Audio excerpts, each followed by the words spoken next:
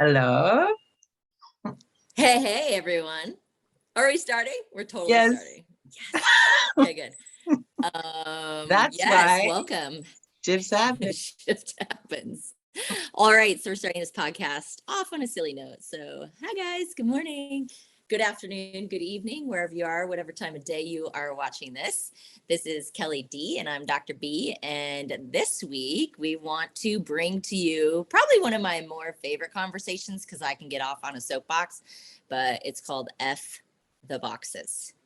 And really, we're very passionate about this because there's so many aspects to the world around us that are just driving and driving and driving us to live inside of a box. And so today we want to just bring our spin of all of this, because if you've been watching us, Kelly's really good about bringing it all back around, and I'm good about just getting off on a tangent. So anyway, we're going to tangent and circle back and do all the fun things with F the Boxes today. So thank you for being here. We love you guys. We're so blessed to be able to just present to you and be here and empower you and have you hanging out with us. So thanks for being here. Right, Kelly? Yep, you betcha. Grab your coffee You or betcha, water. she says. Oh yeah, cheers, right? I drink my water in an iridescent wine glass because for whatever reason it makes me feel prettier, like in not like prettier In like a physically, sensual but kind just of like, way. yeah, I love it. It's like, and I feel like I actually drink more water when I do this. So cheers, everybody. Okay, so you guys, let's talk about F the Boxes, right?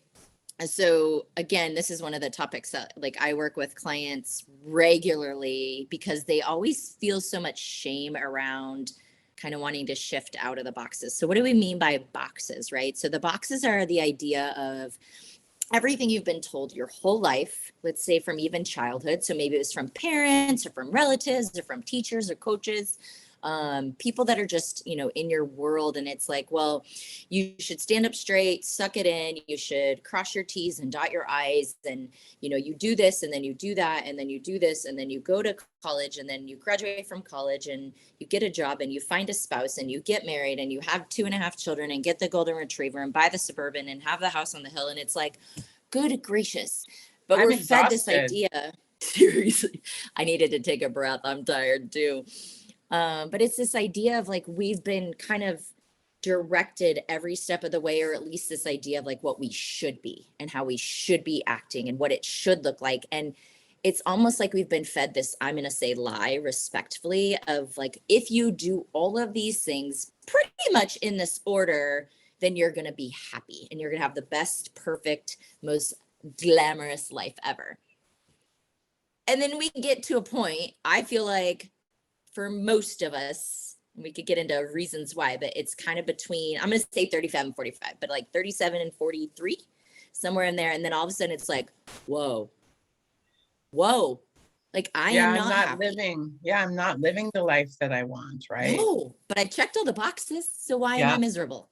And even like lending itself to the global environment, right? Like society, whether we're in a religion or Mm-hmm. our family dynamic that has expectations, especially as women, Right. unfortunately. I mean, men do too, don't get me Oh, for sure. wrong. Yeah, for sure. We're talking to you guys too. Yeah, But right. So, but really, like we are like um oppressed with so many rules and boxes mm-hmm. we have to do in order to be, a mom, a wife, and all those expectations. When in reality, Mm-hmm. they're coming from an outside source, and we lack that, like that inner well, the freedom, I guess, of our own choices, which is we're gonna talk about that Yeah. later. We're gonna lead into that, but just understanding like our outer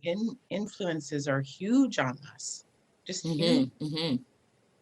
Yeah, and I think too, because when you're young in a different brain states, you want to people please. You want to, have your mom, your dad, your coach, your teacher. You want them to be proud of you. You want them to be happy of you, happy.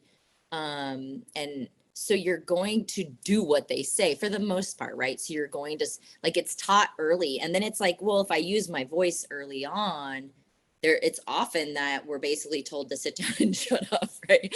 So then Yeah. from an Or you're early age, we disappointing basically me. are like, yeah, yeah, or Yeah. that, well, this is how it's done. Okay, so I'll give you guys an example. So I remember, I don't remember how old I was, teenagers maybe. And it was this conversation with my mom about, okay, like you pour the cereal into the bowl first and then you pour the milk. Okay, that's like literally how it was always done, right?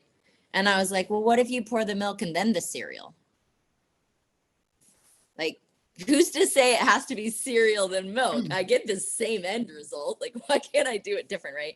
So it's this idea, but then you're looked at funny. I remember so many times like saying something like, well, what about this? And then it was like this, whoa, like I felt shame.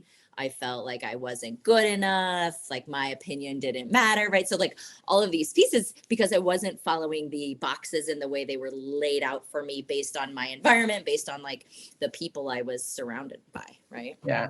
So, I mean, we're going to get into the next, well, actually, I'll just wait for the next round for my story. You're gonna cap us just because? No, I'm just kidding. So anyway, so we want to just like one, give you permission to F the boxes.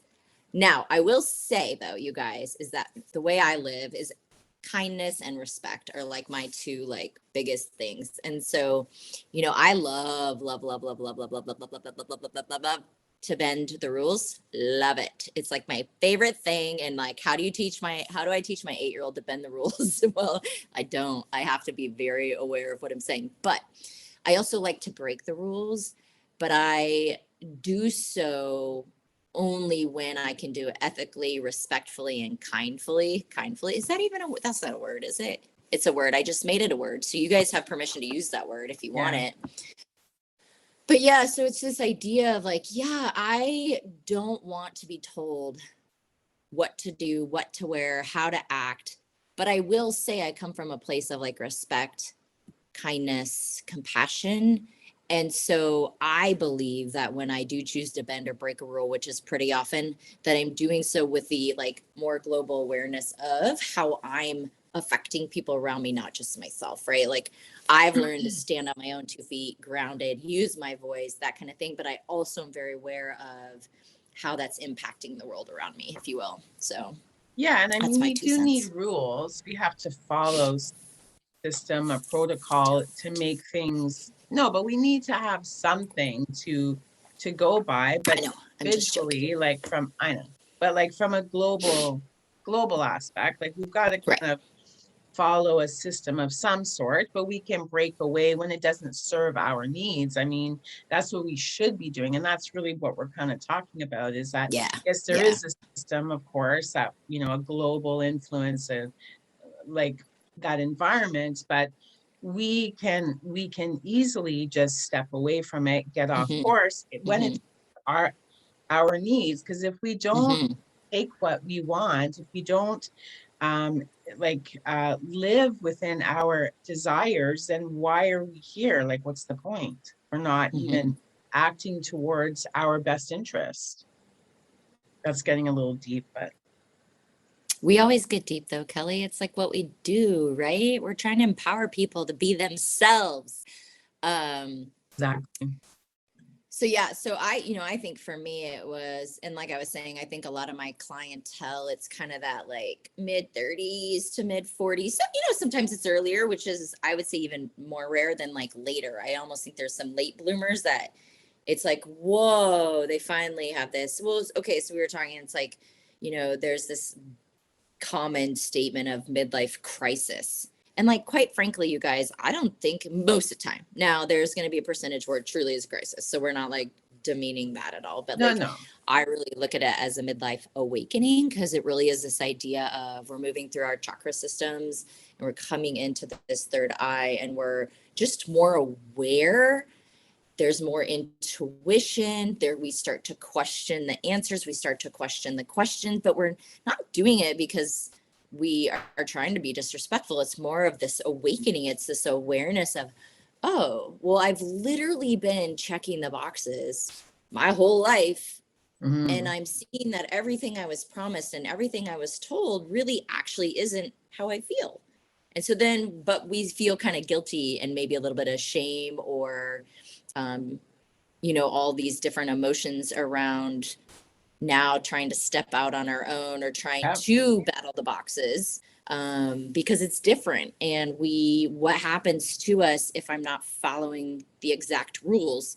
My thing is like, who made up the rule? Who decided that that was like the Right. order? Who decided you needed to go to college, get a degree, then find a spouse, then get married, then have kids, then, like, who decided that that was the order? And why can't, like, the cereal then the milk, why can't we still have this life that we love that suits us, but it's in the order that suits us best? Mm. Yeah. And I mean, there's so many, aspects to the global of this, right? Like why Mhm. women get paid less because really we were supposed to stay home, have kids, take care of a husband, look after the home. And, in the 70s, we started breaking away from that. Like I'm really lucky. My mom and dad were very liberal, right? Like my parents were divorced when I was 3, but my dad was always there. Like he was there for Sunday dinner, all that kind of thing. So their relationship was way different than, a normal divorce because my dad was Mhm. actually part of our lives. But Mhm. like my mom did it all, but she was underpaid, right? For what she was doing. Plus, she had to take care of us at home because my dad didn't. I mean, he was there, Mhm. but their roles were so different than they are now. Thank God that we are able to depend on our man, our Mhm. husband, our partner to help with the kids, to help with the house and everything else. Because my God, how did they do it? Like single Totally, mom, totally. like because Yeah. I'm a single mom. When I was going to like massage therapy school and all the other extra courses that I was Mhm. taking, like Graydon was a baby. Like I had to go to his daycare and nurse him in between Mhm. classes because my boobs Mhm. were like Pamela Anderson, right? Like, how did I do that? What was I thinking, right? But we Survival, just do yeah, get it. it done, you just do it. Well, And and I the know you. expectations Oh, are go of that too. Mhm, mhm. And that's what I was just going to say. So I remember you and I had this conversation in one of my sessions about, my own beliefs based on what I saw growing up. So the roles that my Yeah. mom played, the roles that my dad played.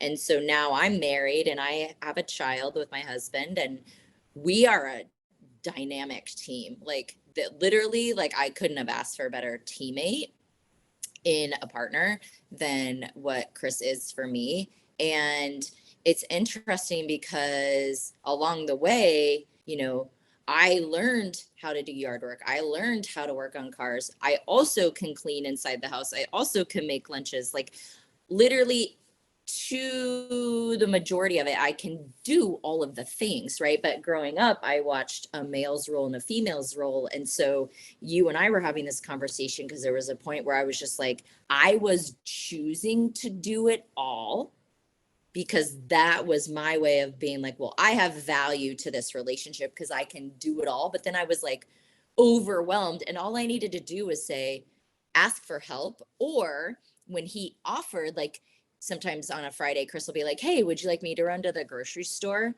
this weekend? Because I know you have a busy weekend or whatever. Right. And I would be like, no, I got it. I'm fine. Thank you.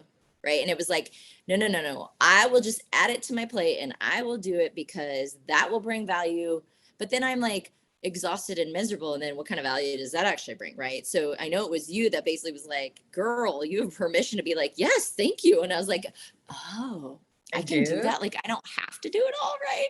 But like part of that, like checking the boxes is that like, I am the female in the relationship. Therefore, I should do X, Y, Z, A, B, C, and all of these other things. Right. And it Yeah. was like, Right. oh, this is so interesting. I don't have to do all those things. And especially because I have a phenomenal teammate. Yeah. Let him do some of those things, right? And And I so, just yeah, wanted it to was that add on awareness. is that because when you were younger and you learned how to do aka the male roles too, right? Mhm, mhm, You made a mhm, conscious decision for yourself. I'm not going to have that kind of relationship. I don't want that kind mhm, of relationship. There's got to be more. So I'm going to make sure that I can do everything. However, I can yep. pick and still be the female, have the female role, Right, whatever right. that is now, right? Right, But right. Yeah. but you made a conscious decision that you Mhm. didn't want that kind of marriage. And I was the same, right? Like Mhm. I knew like there were certain things like the dynamics between my mom and dad were great, but there Mhm. were a few facets that did not jive with my belief system that I Mhm. was born with, that is innate. We all have that. Right, We all have an right. innate belief system, which is part of our soul gifts and actually who we are authentically, right? Mhm. Mhm. It's a whole other fish. Again, we could just keep talking for days and hours, but we want to be mindful of your time.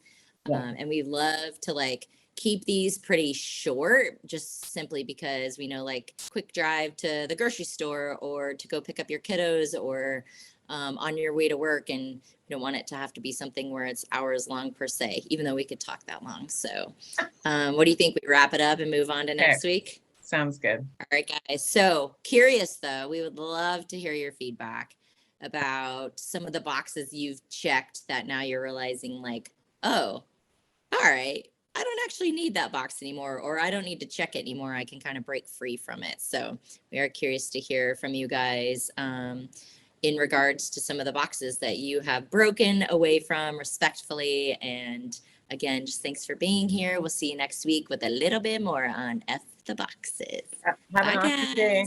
guys. See Bye. ya.